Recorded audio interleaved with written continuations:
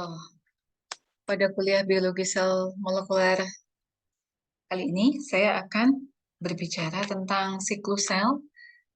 Jadi judul dari eh, kuliah kita pada kali ini adalah Cell Cycle, a Key Concept and Application in Drug Discovery. Jadi kali ini kita akan memahami apa itu siklus sel dan bagaimana kita bisa mengaplikasikan konsep siklus sel ini untuk penemuan obat baru. Oke, jadi di sel itu pada kehidupannya sepanjang waktunya itu mempunyai fase pertumbuhan yang berbeda. Jadi tidak hanya tumbuh, mereka juga mengalami reproduksi dan juga mempunyai fungsi yang normal. Uh, Kemudian siklus sel itu terbagi menjadi tiga fase utama. Yang pertama adalah interface atau interfase. Ya, interfase ini merupakan siklus yang paling panjang di mana sel itu menghabiskan hidupnya dalam satu kurun waktu begitu. Nah, di fase interface ini yang warna kuning ini, dia terbagi menjadi tiga siklus utama. Yang pertama adalah fase G1 atau fase G1, kemudian fase S atau fase sintesis, dan fase G2 atau fase gap 2. Ya, pada fase G1 ini, sel itu akan tumbuh dan dia menjalankan fungsinya secara normal. Kemudian setelah itu mereka akan mereplikasi organelnya. Jadi di dalam uh, organel di dalam sel itu jumlahnya tertentu, teman-teman. Jadi mitokondria misalnya satu sel mempunyai dua, dia akan bereplikasi jadi empat dan seterusnya. Ya, kita sudah berbicara tentang organel di pertemuan-pertemuan awal bahwa jumlah organel ini bisa bervariasi begitu, kecuali nukleus ya. Kalau nukleus hanya satu.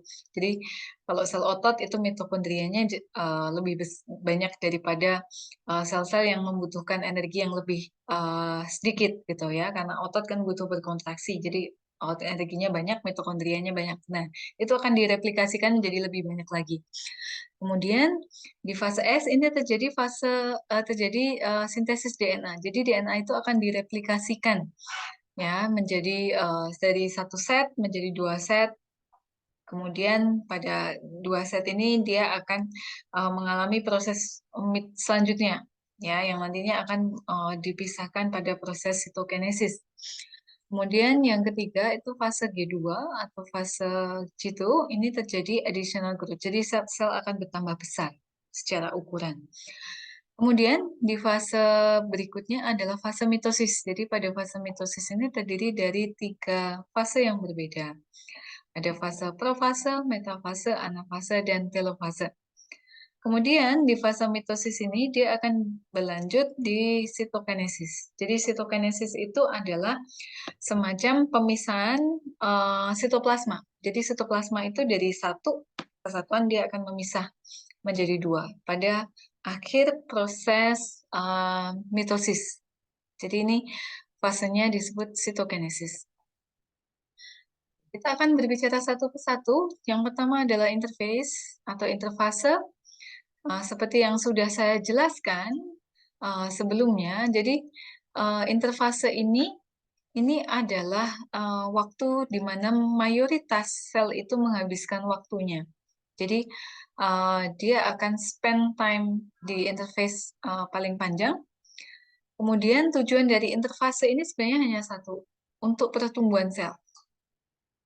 Kemudian pada akhir interfase, sel itu harapannya mempunyai full set of DNA, ya. Jadi dia mempunyai dua set DNA. Kenapa? Karena dia mau membelah. Jadi dari satu sel berubah menjadi dua. Jadi jumlah sel atau jumlah DNA-nya itu menjadi dua kali lipat, begitu. Kemudian dia cukup besar untuk memulai proses divisi, division atau proses proliferasi atau proses mitosis. Nah, fase interfase yang pertama yang akan saya jelaskan adalah fase G1, ya, fase G1. Pada fase ini, kebanyakan sel itu akan diferensiasi. Ya, apakah semua sel akan berdiferensiasi? Tidak. Ya, hanya sel-sel yang mempunyai kemampuan diferensiasi. Mungkin teman-teman pernah dengar stem cell, ya, stem cell atau sel puncak bahasa Indonesia itu sel puncak, namanya stem cell ya. Stem cell itu adalah suatu sel yang bisa berdiferensiasi menjadi sel bentuk yang lain, ya. Oke. Nah, di sini pada fase G1 ini eh apabila sel tertahan di fase G1, jadi ada sel-sel tertentu yang tidak bisa lanjut ke fase S, maka dia akan masuk ke dalam fase G0, ya, atau sel rest. Rest itu beristirahat ya. Kalau kita pernah dengar mungkin teman-teman eh, apa cardiac arrest itu artinya jantungnya berhenti, beristirahat, berhenti sejenak. Makanya kalau orang yang mengalami cardiac arrest itu orang akan memberikan pertolongan pertama itu dalam bentuk CPR. Jadi akan ditekan gitu dadanya supaya memacu kerja jantungnya itu kembali lagi. Nah, di sini tuh arrest itu juga seperti itu. Jadi sel itu akan ke fase beristirahat di sini. Oke, jadi G0 ini fase di luar G1 ya. Oh, berarti dia ini Bu, beristirahat ya. Kita bisa mengatakan sel itu tidak tumbuh, ya. Apakah tetap bermetabolisme? Iya, tetap bermetabolisme. Dan sel yang berada di fase G0 ini dia bisa balik lagi ke fase G1 untuk menjalankan fungsi normalnya. Nah, yang biasanya rest pada fase G0 itu ada sel saraf dan sel otot. Jadi dia banyak berada di fase G0. Kemudian yang kedua, fase yang kedua itu adalah fase S atau S-phase, fase sintesis. Pada fase S ini terjadi proses sintesis DNA. Jadi pada fase ini DNA itu akan uncoil. Jadi teman-teman sudah belajar di replikasi DNA ya. Jadi kalau DNA itu bereplikasi dia akan dikendorkan. Ya, jadi dari bentuk coil dia dikendorkan. Kemudian terjadi DNA replikasi di sini. Selain DNA replikasi, ternyata pada fase ini tetap terjadi replikasi organel. Jadi tadi di fase yang sebelumnya, fase G1 itu organel bereplikasi, fase itu akan terus berlanjut di fase S. Kemudian pada fase ini itu karena terjadi sintesis DNA, maka pada fase ini yang paling penting adalah fase yang memastikan bahwa sel anakan atau sel hasil pembelahan tadi mempunyai konten DNA atau isi DNA yang sama dengan uh, sel induknya. Kemudian fase berikutnya adalah fase G2, G2, ya, gap 2. Pada fase ini dimulai ketika fase S berakhir dan fase sebelum mitosis. Jadi di sini, ya. Pada waktu ini, sel ini mengalami persiapan untuk mitosis. Ya. Dengan gimana? Dengan cara sintesis protein. Protein apa yang diperlukan selama mitosis? Misalnya apa? Tubulin. Ya. Bisa tubulin, bisa mikrotubul. Ya, jadi tubulin ini untuk membentuk mikrotubul. Mikrotubul ini yang digunakan untuk membentuk fiber atau benang-benang spindle. Dan fase G2 ini fase yang sangat singkat dibandingkan fase G1 ataupun fase S, karena bisa take 4 hours. Jadi cuma hanya 4 jam saja. Ya, cukup singkat. Kemudian yang berikutnya adalah fase M atau fase mitosis. Oke, pada fase mitosis ini nukleus akan bereplikasi. Ya. Kemudian sitoplasma akan menghasilkan dua sel anakan yang identik. Kemudian di DNA yang harus kita ketahui, DNA ini akan bereplikasi pada fase S, ya. Sebelumnya itu sudah bereplikasi terlebih dahulu. Nah, pada fase mitosis ini dia baru akan terpisah DNA yang 2 set ini. Kemudian yang penting lagi fase ini di-trigger atau dipicu oleh akumulasi uh, sel signal atau proses pensinyalan atau transduksi sinyal. Nah, transduksi sinyal yang bisa memicu mitosis ini nanti kita akan bicarakan di pertemuan berikutnya. Jadi ini adalah gambaran dari DNA konten, jumlah DNA pada siklus sel yang berbeda-beda. Di sini ada fase G1, S, G2, dan fase mitosis. Pada fase G1, jumlah DNA-nya itu 1 kali. 1 kali itu maksudnya 1 set. Jadi 1 set DNA somatik ya, kromosom somatik.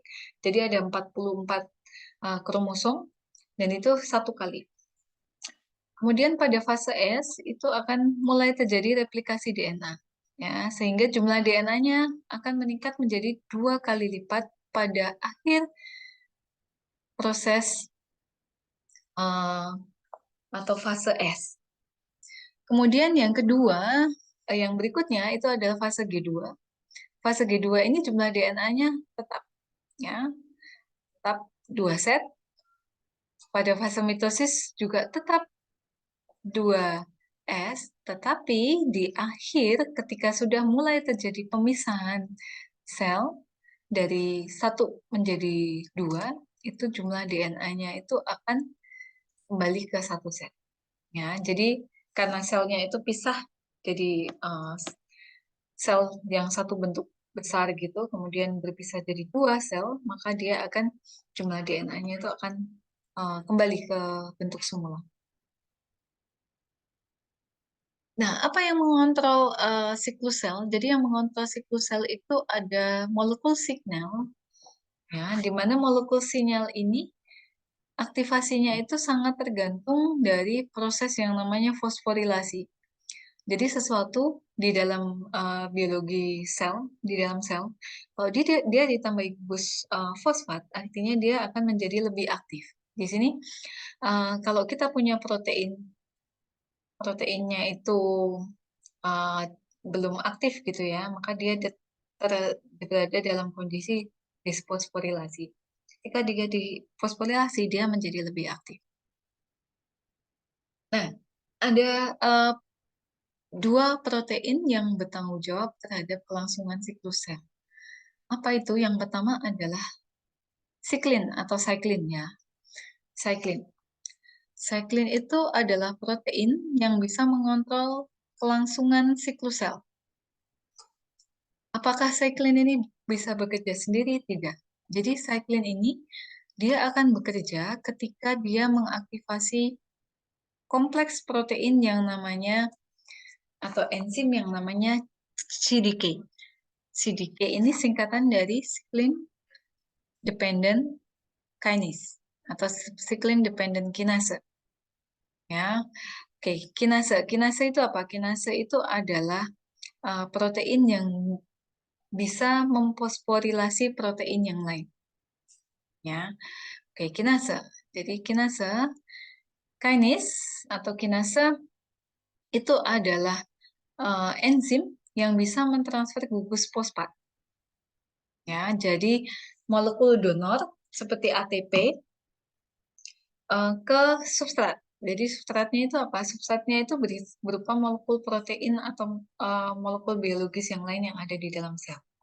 Jadi kinase itu cuma mentransport fosfat. Jadi dia itu kayak distributor, oh ya, menyalurkan fosfat. Nah, nyalurkannya itu kemana? Ke protein yang namanya, atau asam amino yang namanya tirosin dan serin. Ya, cukup dipahami. Ada siklin, ada CDK. Ya, oke. Sekarang konsep pemahaman siklin. Jadi siklin namanya juga siklin, cycle. Jadi dia itu kayak musiman gitu ya teman-teman. Jadi dia itu kadarnya atau levelnya di dalam sel itu akan berubah sepanjang siklus sel. Ya, misalnya di sini pada fase G1 itu siklin yang banyak ada di dalam sel tersebut ini namanya adalah cyclin D, ya cyclin D. Kemudian ketika dia masuk ke dalam fase S, maka siklin yang paling tinggi adalah cyclin E. Kemudian kalau dia masuk ke fase G2, maka dia akan siklin E yang paling dominan. Kemudian di fase mitosis ini adalah cyclin B. Jadi cyclin ini sangat fluktuatif, konsentrasinya tuh naik turun gitu teman-teman. Dan cyclin ini adalah protein yang bisa dibuat dan didegradasi oleh sel. Nah, kapan dia dibuat dan kapan dia didegradasi, itu ketika diperlukan. Jadi sel itu that's really smart gitu ya. Jadi kalian bisa melihat level dari siklin ini sangat fluktuatif di setiap fase sel. Ya, kalau dia tidak diperlukan ya dia akan didegradasi. Jadi based on demand ya. Kemudian yang kedua, siklin itu tidak bisa bekerja sendiri. Jadi dia mengaktifkan protein yang namanya CDK, Cyclin Dependent Kinase. Cyclin Dependent Kinase ini adalah jumlahnya itu tetap di dalam sel, teman-teman. Jadi dia itu tidak bisa didegradasi. Ya. Jadi dia itu hanya ada dalam dua bentuk. Bentuk aktivasi dan bentuk terdeaktivasi. Ya, tergantung dia mau yang mana, mau deaktivasi maupun terdeaktivasi. Kalau dia teraktivasi, ya baru dia akan bekerja dengan memfosforilasi protein yang lain yang ada di dalam sel. Tapi kalau dia tidak terbentuk dalam proses deaktivasi, maka dia akan tidak bisa ya mengaktifasi protein yang lain. Nah, ini pasangan-pasangannya. Jadi kalau mau lihat cyclin dan CDK apa yang ada dalam fase sel, siklus sel itu ada di sini. Ya. Jadi pada fase G1 ini yang berperan itu adalah cyclin D sama CDK4. Kemudian di fase G0 ya, fase tadi rest tadi, fase istirahat tadi, siklin yang dominan adalah siklin D, sedangkan CDK-nya adalah CDK8, CDK4. Ya, jadi kalau kita mau lihat mana sel apakah dia itu berada di G0 atau G1, itu kita nggak lihatnya dari siklin D, karena siklin D-nya ini sama. Ya, siklin D-nya ini sama, yang membedakan adalah CDK, maka yang dilihat adalah CDK-nya. Kemudian pada fase S, ini yang mengontrol keberlangsungannya itu adalah kompleks siklin A dan CDK2. Siklin A sama CDK2. Kemudian di fase G2, itu adalah siklin A dan CDK1 di sini. Kemudian di fase M atau fase mitosis, di sini yang berperan mengontrol itu adalah siklin B sama CDK1. Ya, siklin B sama CDK1. Oke. Jadi seperti itu teman-teman. Jadi kita bisa tahu level dari suatu siklin untuk menentukan dia berada di siklus mana. Ya, jadi seringkali peneliti itu dia mendeteksi level dari siklin dan CDK ini untuk tahu oh sel ini sebenarnya berada di fase yang mana. Ya, kalau dia terdeteksinya oh banyak dia di siklin A sama CDK1, oke, berarti dia banyak ada di fase G2 selnya. Ya, jadi kita ngukurnya itu tidak satu sel ke satu sel yang lain, tapi kita tuh ngukurnya itu populasi sel. Ya, kalau sinyal cuma ditimbulkan oleh satu sel kan nggak cukup kuat, jadi harus barengan. Sinyalnya itu harus banyak kelompok sel. Jadi bisa jutaan sel yang ada di situ. Nah, setelah kita memahami apa itu siklus sel, ya, terutama di interface. Nah, kita bisa mengaplikasikannya untuk penemuan obat, teman-teman. Jadi, kebanyakan obat kanker itu dia mengganggunya atau menghambat kehidupan sel sebelum akhirnya membunuh itu dalam fase interface ini, ya, di fase interface ini. Jadi, dia menghambat cell cycle progression, keberlangsungan cell cycle. Nah, mereka bekerjanya di mana, teman-teman? Mereka bekerjanya di suatu eh, tempat di fase sel ini yang namanya checkpoint. Ya, checkpoint itu kayak semacam dia itu kayak perhentian, ya, dari fase satu ke fase yang lain.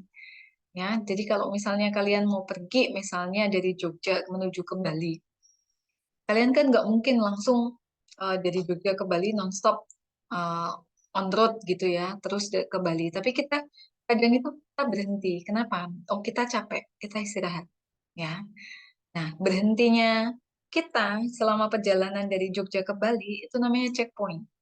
Nah, kayak cell cycle di checkpoint. Oh, kita kenapa sih? Oh, ternyata ada DNA-nya yang rusak. Kita butuh untuk istirahat dulu nih. Jadi kita berhenti. Nah, itu namanya checkpoint. Ya, jadi bukan checkpoint pilihan ganda di ujian itu ya, bukan. Jadi ini checkpointnya itu lebih ke arah pit stop. Ya, jadi tempat perhentian. Nah, kita bisa menganalisis siklus sel ini dengan menggunakan alat yang namanya flow cytometer. Flow cytometer. Nah, nanti tugas kalian, kalian mencari bagaimana prinsip kerja flow cytometer ini.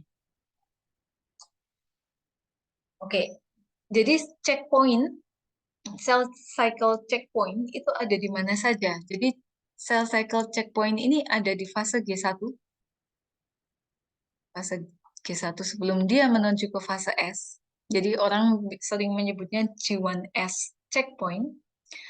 Kemudian yang kedua itu ada fase berada di fase G2M, jadi sering disebut sebagai G2M checkpoint, dan ada fase checkpoint yang lain, yaitu checkpoint pada fase M atau fase mitosis. Nah, kapan dia dikontrol? Dia dikontrol oleh suatu signaling yang namanya signal stop and signal go. Ya, oke. Stop, stop itu merah ya, go, go green. Ya, oke. Nah, ada tiga major cell cycle checkpoint. Yang pertama G1S. Kenapa sih sel kok berhenti di fase G1S di sini? Jadi dia akan berhenti, memastikan dirinya, oh sintesis kita sudah punya cukup prekursor nggak untuk mensintesis DNA. Jadi dia akan bertanya ke dalam dirinya sendiri, apakah fungsi selnya ini cukup bagus, cukup normal untuk menuju ke fase S. Fase S kita tahu fase sintesis DNA. Jadi dia akan, oh kita bisa nggak nih sintesis DNA? Oh belum, kita belum cukup ini untuk sintesis DNA. Kita masih butuh protein atau kita masih butuh prekursor yang lain. Bagaimana jika itu terjadi? Ya, dia akan tetap berhenti di fase G1. Oke. Kalau dia cukup, dia akan lewat ke fase dari fase S ini. Kemudian yang kedua adalah fase G2M. Nah, fase G2M ini sel akan berhenti di sini. Ngapain dia berhenti? Dia akan bertanya ke dirinya, apakah sintesis DNA itu sudah selesai dengan benar? Ya, oke. Apakah ini sudah cukup selesai dengan benar? Oh, ya, sudah. Kalau sudah, berarti dia akan lewat ke fase mitosis. Kemudian yang ketiga, itu spindle checkpoint. Spindle checkpoint ini nama lainnya tadi, mitosis checkpoint ya. Dinamakan spindle checkpoint, sebenarnya dia mengkoreksi dirinya. Apakah semua kromosom sudah terikat pada benang spindle? Oh, sudah. Oke, berarti dia akan lanjut ke pembelahan sel atau ke sitokinesis. Dan apakah kromatid itu akan terpisah secara benar? ya. Jadi seperti itu.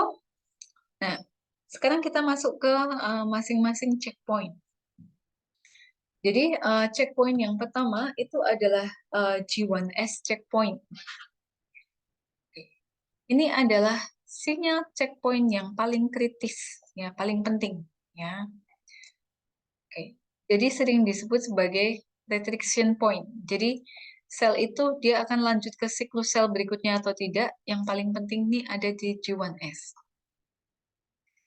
Ketika dia menerima sinyal go, maka sel akan lanjut siklusnya. Jadi dia akan membelah. Nah, sinyal go ini ada dua. Terdiri dari sinyal internal dan sinyal eksternal. Sinyal internal itu akan menentukan ukuran dari sel atau perkembangan sel dan nutrisi dari sel. Kemudian yang kedua itu adalah sinyal eksternal yaitu growth factor. Jadi ada faktor-faktor pertumbuhan yang lain yang berasal dari luar yang memicu sel itu untuk membelah. Nah, bagaimana jika sel itu tidak menerima sinyal go ini? Maka dia akan menuju ke G0 phase, ya. G0 phase atau cell arrest. Ya, dia akan berhenti membelah, tetapi tetap working state. Working state di sini it means proses metabolisme itu tetap terjadi, tapi dia tidak akan membelah. Ya, jadi dia cuma hidup aja, tapi dia tidak akan membelah, tidak akan memperbanyak diri. Kemudian fase yang kedua berikutnya kita akan berbicara tentang fase G0 phase. Ya. G0 phase dia non-dividing, dia tidak membelah, tapi dia bisa berdiferensiasi. Nah, ini hanya berlaku untuk sel-sel stem cell. Ya, kebanyakan most of human itu berada di fase G0. Ya, seperti contohnya adalah liver cell dan sel saraf. Liver cell ini berada di fase G0. Ya. Kemudian kalau nerve sama muscle ini dia memang berhenti di fase G0, dia tidak membelah terus-menerus gitu ya, dan tidak bisa membelah memang. Jadi dia akan dorman di fase G0, dia akan beristirahat. Nah, sementara yang liver cell tadi, dia bisa callback, jadi dia bisa balik ke sini.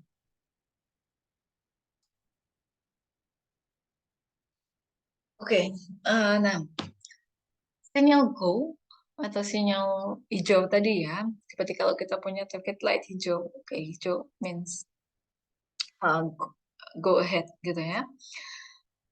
Nah, di sini go ahead signal itu terdiri dari dua macam sinyal, yaitu sinyal internal dan sinyal eksternal. Sinyal internal itu promoting factor yang berasal dari dalam sel itu sendiri. Kemudian eksternal itu growth factor, faktor pertumbuhan. Jadi seperti platelet derived growth factor, endothelial derived growth factor gitu ya. Kemudian go ahead ini dikontrol oleh apa teman-teman? Dikontrol oleh proses yang namanya fosforilasi. Ada enzim yang namanya kinase ya. Kinase itu untuk mentransfer gugus fosfat dari ATP ke molekul biologis. Nah, kalau suatu molekul biologis, I said if it's phosphorylated, it means it goes activated. Jadi dia akan aktif menjalankan fungsinya. Ya, oke, kita sudah bicara tadi ada siklin, ada CDK. Ya, jadi siklus sel tadi dia akan diatur oleh siklin dan CDK.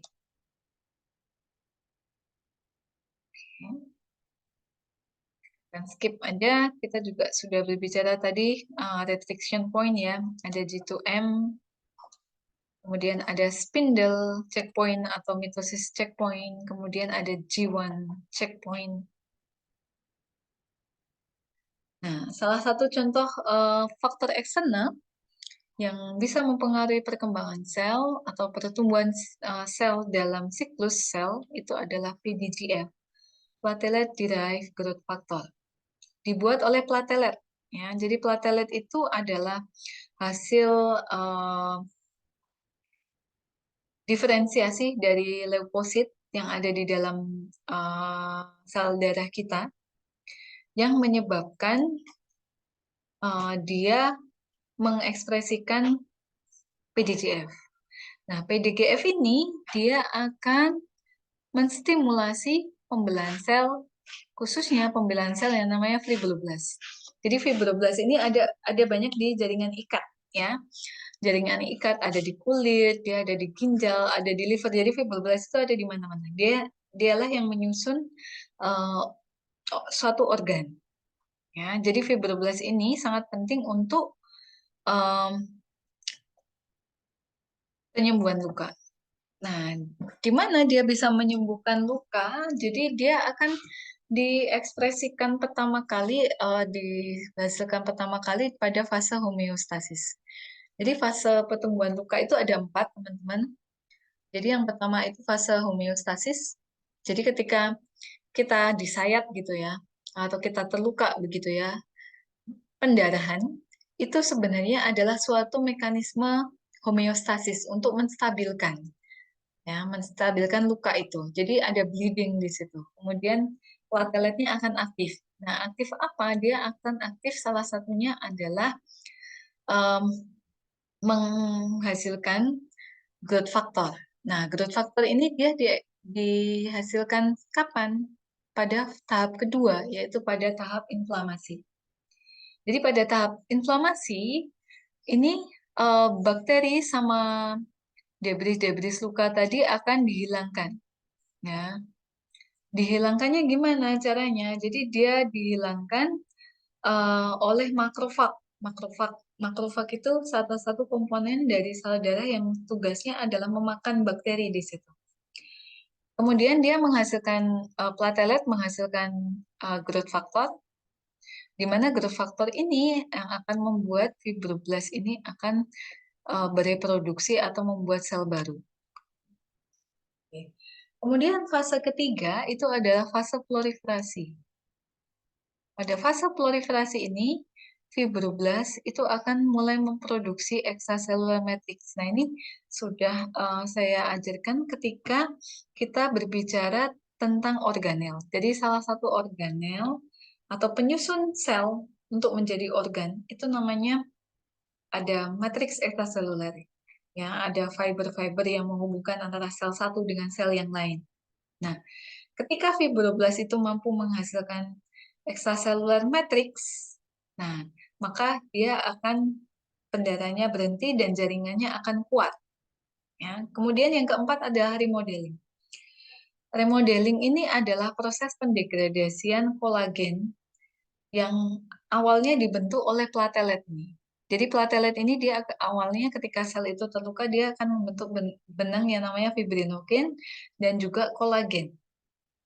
Nah, kolagen ini dia akan didegradasi dan dibentuk kolagen yang baru pada fase yang keempat ini. Ya. Nah, kenapa Bu kok harus di remodeling? Nah, ini karena fibril-fibril atau fibrinogen atau kolagen yang dibentuk oleh platelet ini sifatnya sementara, jadi tidak kuat. Jadi dia harus di-replace, dihilangkan um, pada fase remodeling ini supaya penyembuhan lukanya itu menjadi kuat. Oke, nah berbicara tentang growth factor dalam siklus sel, growth factor itu ada 2 macam, teman-teman.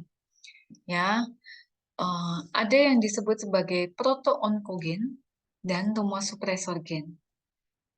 Proto itu sebelum ya, onkogen itu kanker. Ya, onkogen itu kanker. Jadi dia bisa memicu kanker. Kenapa? Karena dia bisa menstimulasi sel itu untuk membelah. Ya, jadi itu dia tuh kayak tombol on. On-nya itu gimana? On, oke. Berarti sel itu akan berproliferasi lebih cepat begitu. Nah, contohnya dari protoonkogen ini adalah RAS atau activate bentuk dari siklin yang teraktivasi. Jadi kalau RAS ini teraktivasi, maka siklus sel ini akan berulang terus-menerus dan selnya akan menjadi banyak, membelahnya menjadi banyak.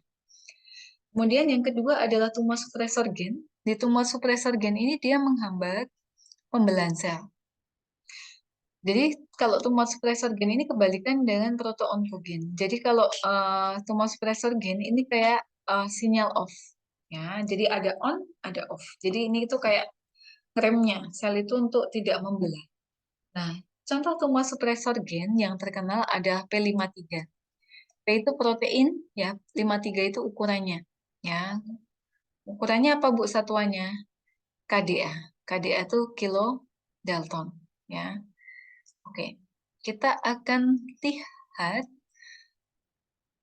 apa fungsi dari protein P53 ini di belakang. Jadi P53 ini merupakan kunci utama dari suatu siklus sel, terutama pada fase G1S. Protein P53 ini dia akan mendeteksi DNA yang rusak. Setelah mendeteksi apa yang dilakukan, dia akan menstimulasi enzim untuk merepair atau memperbaiki DNA yang rusak tadi. Nah, kalau tidak bisa diperbaiki gimana, Bu? Kalau tidak bisa diperbaiki, sel ini akan dipaksa masuk ke fase G0 atau fase beristirahat tadi. Dia tidak akan membelah. Atau dia akan tetap keep atau memprotek sel itu untuk berada di fase G1. Oke, kemudian P53 ini tujuan berikutnya, misi berikutnya itu bisa kalau eh, selnya tadi diperbaiki DNA-nya nggak bisa, maka dia akan memicu sel tadi untuk apoptosis, ya, atau bunuh diri. Jadi apoptosis itu adalah program bunuh diri dari sel. Ya, jadi sel itu kalau dia merasa dia tidak rusak dan dia tidak bisa memperbaiki dirinya sendiri, maka dia akan eh, bunuh diri. Ya, nah, bagaimana dia bekerja? Seperti yang sudah saya jelaskan tadi. Jadi kalau sel P53-nya ini pada fungsi yang normal, ketika ada kerusakan DNA, maka dia akan mengaktifkan enzim yang warna ungu ini untuk memperbaiki DNA yang rusak. Ya, dia datang mereplikasi DNA yang rusak. Kalau DNA-nya berhasil diperbaiki yang atas ini, maka selnya akan divided. Dia akan masuk ke fase mitosis. Kemudian yang kedua, jika sel ini tidak berhasil memperbaiki, atau P53 ini tidak berhasil memperbaiki dari DNA yang rusak tadi, maka P53 ini akan membuat sel itu bunuh diri. Dia akan memacu bunuh diri dari sel. Kemudian, bagaimana kalau sel P53-nya ini abnormal? Jadi ada suatu sel kanker itu yang eh, mengalami abnormality atau mutasi pada protein P53. Maka apa yang dia lakukan? Jadi ketika terjadi DNA damage, P53 ini tidak akan berhasil untuk mengaktifkan enzim yang bertugas untuk repair DNA. Jadi enzim yang ini tidak bisa diaktifkan. Maka apa akibatnya? Ya, selnya tidak akan bunuh diri, tapi dia malah akan dipicu proses pembelahannya. Maka terjadilah sel kanker. Jadi banyak target obat-obatan untuk kanker itu bertujuan untuk menormalkan kembali P53. Ya. Nah, ini adalah contoh obat-obat kanker yang bekerja pada siklus sel. Nah, jadi ini teman-teman, kalau kalian lihat di sini ada sekelompok sel, sekelompok obat, maaf. Dia akan menghambat pada siklus yang berbeda-beda. Misalnya di sini ada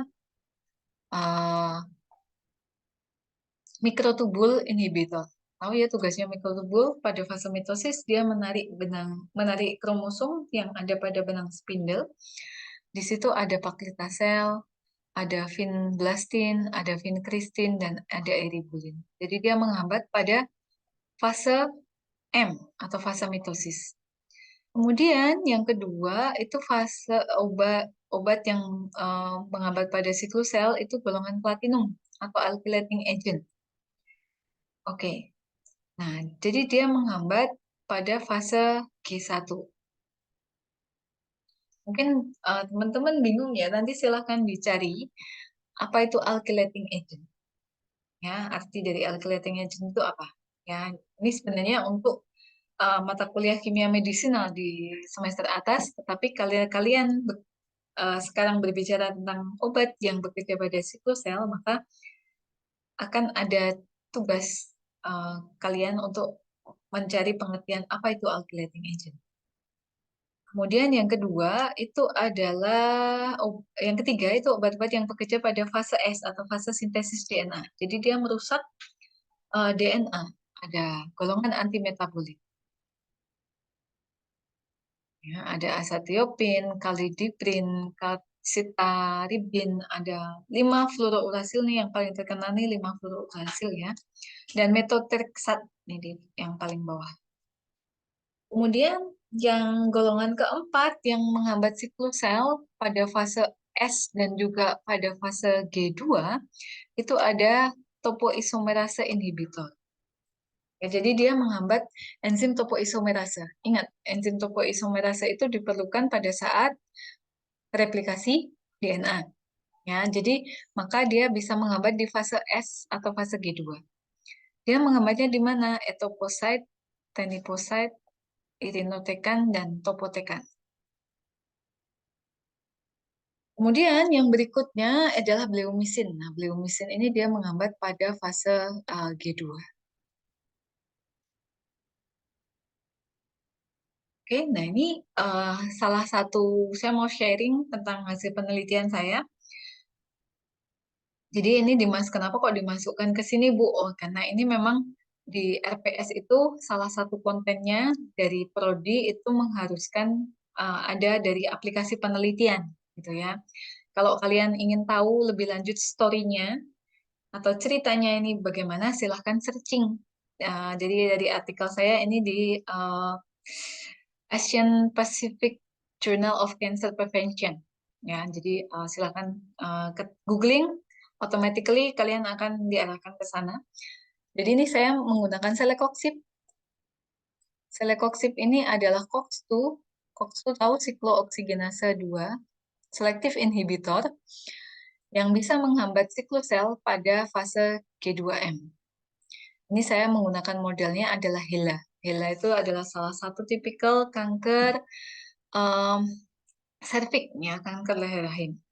Ya, jadi selekoxib ini ada di pasaran itu sebagai obat antiinflamasi sebenarnya. Tetapi saya menggunakannya untuk menghambat sel kanker. Jadi drug repurposing, penggunaan kembali obat yang sudah punya indikasi, suatu indikasi menjadi obat yang indikasinya lain. Ya, tentu saja antiinflamasi sama anti kanker itu value-nya lebih tinggi anti kanker. Ya, karena saat ini obat kanker ini sangat high demand gitu ya, dan kelasnya banyak. Nah, di sini ada konsentrasi selekoxib dalam mikromolar. Ya, kemudian ini adalah persen dari sel yang viable. Sel viable itu sel yang hidup. Jadi di sini semakin besar konsentrasi, itu semakin besar penghambatan terhadap kehidupan sel. Jadi jumlah sel yang hidupnya itu semakin menurun. Dan di sini IC50 itu konsentrasi yang menghambat 50% sel, populasi sel, itu berada di sekitar 50 mikromolar. Jadi kalau mau tahu eksak IC50-nya berapa, silakan buka dan baca di artikel ini. Nah, di sini saya menggunakan metode double staining, ya. Jadi untuk mengetahui sel yang apoptosis atau sel yang mati, di mana sel yang mati itu akan terstain atau eh, tercat sebagai warna merah, sedangkan sel yang hidup itu warna hijau. Di sini kontrol Celecoxib, obat saya, dan cisplatin. Cisplatin itu kontrol positif, itu obat kanker ya. Tadi kalau kalian membaca di um, previous slide, di slide yang sebelumnya, cisplatin itu adalah golongan platinum agent. Ya, oke. Nah, di sini ini pakai flow cytometry, teman-teman. Jadi, silakan nanti dicari flow cytometry itu apa. Jadi di sini sebenarnya flow cytometer itu untuk deteksi jumlah DNA ya, yang ada pada satu sel. Di sini yang warna merah, yang paling kiri ini adalah fase G1. Dan di sini yang ada peak di tengah-tengah ini, yang landai ini adalah fase sintesis. Kemudian yang ketiga, ini adalah peak yang ketiga, ini adalah fase G2. Ini kontrol, jadi tanpa perlakuan itu seperti ini populasi selnya. Kemudian setelah saya tambahi celecoxib, maka sel yang ada pada fase G1 ini turun. Yang ada pada fase S juga turun. Ternyata sel banyak terakumulasi pada fase G2. Oke. Kemudian yang ini, yang ketiga ini juga sama gitu ya. Jadi jumlah sel yang ada pada fase G1 turun, pada fase S turun, jumlah sel yang ada fase G2 itu tinggi. Nah, ini artinya apa, teman-teman? Bahwa sel ini akan dipush atau akan didorong masuk ke dalam fase G2. Dan dia akan berhenti di situ. Maka, di sini namanya mekanisme penghambatan yang seperti ini namanya adalah G2M arrest. Jadi, obat saya, celecoxib saya ini dapat memicu penghentian siklus sel pada fase G2M atau G2M checkpoint. Oke, sekarang kita masuk ke fase pembelahan sel atau fase mitosis. Jadi pada fase mitosis ini adalah fase pembelahan sel. Jadi yang pertama yang terjadi itu adalah kromosom akan berkondensasi ya. Berkondensasi dia akan menebal, kemudian setelah menebal dapat diamati begitu ya, lebih visible. Kemudian kromosom tadi dia akan membelah menjadi kromatid ya, menjadi 2 set. Ini terjadi pada fase S ya. Nah, kemudian kita akan bicara masing-masing stepnya ya. Jadi pada dasarnya mitosis itu adalah proses pembentukan atau pembelahan 2 sel yang identik dari satu sel. Jadi satu jadi dua, dua jadi 4, dan seterusnya. Kemudian masing-masing sel yang baru itu akan mempunyai sitoplasma dan DNA sendiri. Ya, jadi makanya sel itu ketika dalam fase interface dia akan tumbuh sitoplasmanya tambah besar. Karena apa? Untuk mempersiapkan diri untuk pembelahan tadi. Kemudian dia juga punya DNA, DNA-nya juga akan mempunyai DNA subset. Makanya dari itu DNA itu juga harus direplikasikan pada interfase. Jadi sebenarnya interfase itu untuk persiapan mitosis, teman-teman.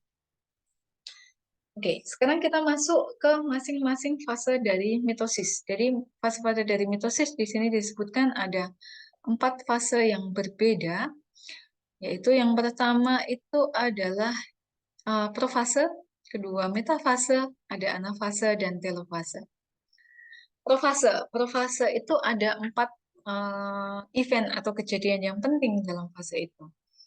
Yang pertama adalah kromosom kondensasi, jadi kromosom akan menebal dan lebih visible. Kemudian yang kedua itu nuclear envelope atau membran intinya itu akan disappear, akan menghilang. Kemudian yang ketiga itu centriolnya itu akan terpisah, ya terpisah, dan dia akan menuju ke 2 kutub yang berbeda. Kemudian yang keempat itu spindle fiber atau benang-benang spindle akan terbentuk dan dia akan berada di center of the cell, jadi berada di pusat sel. Kemudian fase yang kedua itu adalah profase. Ini masih fase profase ya. Oke, jadi kromosom yang membelah tadi, dia akan menjadi kromatid, ya. Jadi dia akan mempunyai dua arm, jadi dua tangan, jadi dari satu, kemudian dia akan berubah menjadi dua lengan, seperti ini, ya. Dia akan berubah seperti ini. Kemudian dia akan line up, jadi dia akan berjajar gitu ya di pusat dari nukleus. Kemudian sentromer itu mengkonekkan dari dua lengan kromatid. Jadi ingat waktu kita berbicara tentang organel, di bagian tengah dari kromosom itu ada bagian yang namanya sentromer. Ada sentromer, ada telomer, ya.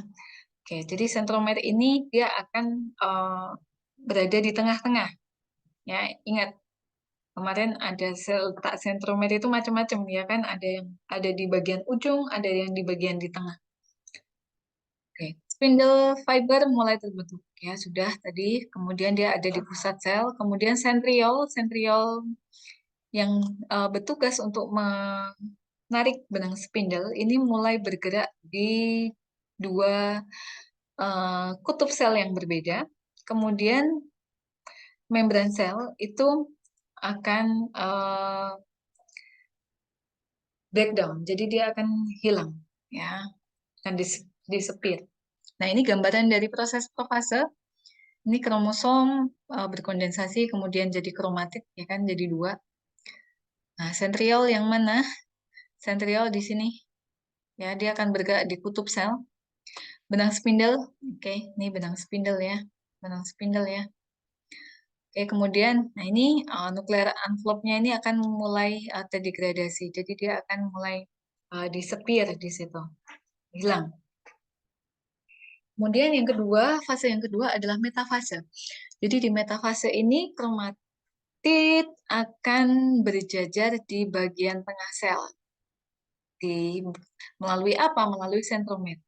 Jadi dia akan berjajar di tengah-tengah sel, atau ini orang bisa menyebutnya sebagai daerah ekuator, sel ekuator. Kemudian pada proses akhir metafase, kromatid ini akan attach pada spindle. Jadi spindlenya ini sudah mulai menghubungkan kromatid pada sentromer masing-masing. Ya, jadi dia akan line up di situ. Kemudian fase berikutnya adalah anafase. Jadi pada fase ini spindle ini akan menarik kromatid ke bagian ujungnya. Jadi dia akan ditarik ke bagian ujung. Ya. Oke, kemudian setelah ditarik, anafase dia akan mulai bergerak ke arah kutub sel. Kemudian di bagian telofase ini mulai terbentuk furrow. Furrow itu kayak cleavage gitu ya, kayak bentukan cekungan di tengah-tengah gitu ya. Kemudian nuclear envelope ini mulai terbentuk lagi, mulai kelihatan lagi. Kemudian dia akan sudah mulai membentuk seperti sel yang terpisah, tapi dia belum terpisah. Ya, jadi telofase itu cuma hanya membentuk furrow aja. Jadi furrow itu semacam cekungan begitu ya.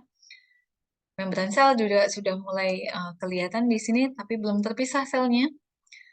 Nah, sel itu terpisah kapan? Sel itu terpisah ketika berada dalam proses sitokinesis. Jadi dua identik sel akan completely divide, jadi dia akan benar-benar terpisah dan membentuk sel yang baru, membran sel yang baru. Ya, oke. Sitokinesis ini jadi proses pembelahan sitoplasma. Kemudian sitokinesis ini berbeda sel tanaman dan sel hewan. Bedanya di mana? Kalau pada sel tanaman itu ada furrow-nya, ada tunnel-nya, dia membentuk cekungan. Kemudian akan membentuk sel dua yang berbeda secara perlahan begitu ya. Tetapi pada sel tanaman yang terjadi pada sitokinesis itu dia tidak akan membentuk furrow. Jadi di sini ada beberapa proses ya. Prosesnya sama semuanya, profase, prometafase, metafase, anafase, telofase. Dan di telofase ini, jadi dia akan eh, membentuk suatu garis yang namanya perimeter gitu ya, yang akan memisahkan dua sel ini menjadi sel yang baru. Itu perbedaannya. Kemudian yang perlu dicatat lagi dari kuliah ini bahwa setiap sel itu mempunyai kecepatan pembelahan yang berbeda. Ya, sel skin cell, ya, kulit sel kulit itu membelah setiap regenerasinya setiap 2 minggu. Nah, itu untuk kalian yang masih umur 20 tahunan gitu ya. Kalau untuk saya yang hampir 40, itu skin cell-nya itu sel kulitnya itu akan regenerate setiap 28 hari sekali. Makanya kalau saya berjerawat itu sembuhnya akan lebih lama daripada ketika saya waktu dulu umur 20 tahun yang lalu gitu ya. Kan lebih cepat ya, jadi 3 hari sembuh. Oh, sekarang 2 minggu baru sembuh gitu ya. Dan itu pun tidak sempurna, jadi masih ada skarnya dan masih harus mengalami proses penyembuhan yang lebih lanjut yang bisa memakan waktu berbulan-bulan begitu ya. Kemudian red blood cell, sel darah merah atau eritrosit ini 4 minggu, 4 bulan, sorry. Kemudian liver cell itu setiap 500, 300 sampai dengan 500 hari. Jadi setiap 1 tahun sekali sel liver ini bisa mati gitu ya, mati kemudian membelah. Kemudian intestine pada internal lining. Jadi pernah lihat gambaran jonjot usus ya. Jadi di dalam usus kita seperti ini. Itu sebenarnya bentuknya seperti ini, teman-teman, bagian permukaan penyerapannya ini. Nah, ini adalah bagian jonjot-jonjot gitu ya. Bahasa Indonesia jonjot, ke bahasa Inggrisnya saya malah kurang tahu. Nah, di sini ini bagian yang paling atas ini adalah bagian yang sering kontak sama makanan untuk pencernaan. Jadi dia gampang mati. Kalau gampang mati gimana? Maka dia akan terlepas. Ya, dia akan terlepas. Nah, untuk menggantikan ini, maka sel yang di bawahnya ini akan bereplikasi atau membelah lebih cepat. Ya, membelah lebih cepat. Jadi sekitar 4 sampai dengan 5 hari sekali. Bayangkan, sangat cepat ya. Jadi 4 sampai 5 hari dia lepas digantikan sama sel yang baru. Kemudian sel intestin ini sel otot yang lain, sel usus yang lain yang yaitu ototnya. Jadi ini di bagian dalam, ya di bagian sini, bukan di bagian yang dia ketemu atau kontak dengan makanan. Itu dia beregenerasinya atau membelahnya setiap 16 tahun sekali. Ya. Oke, jadi kalian baru sekali yang membelah ya sel ininya, sel otot yang ada pada usus.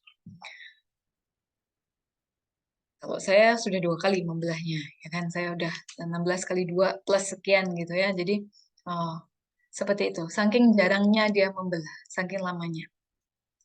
Kemudian conclusionnya, cell cycle itu terdiri dari interface sama mitosis. Kemudian pada fase interface, siklus sel itu dikontrol oleh protein yang namanya cyclin sama CDK4 dan CDK. Kemudian kita dapat mengetahui prinsip dari siklus sel ini dan mengaplikasikannya untuk drug discovery.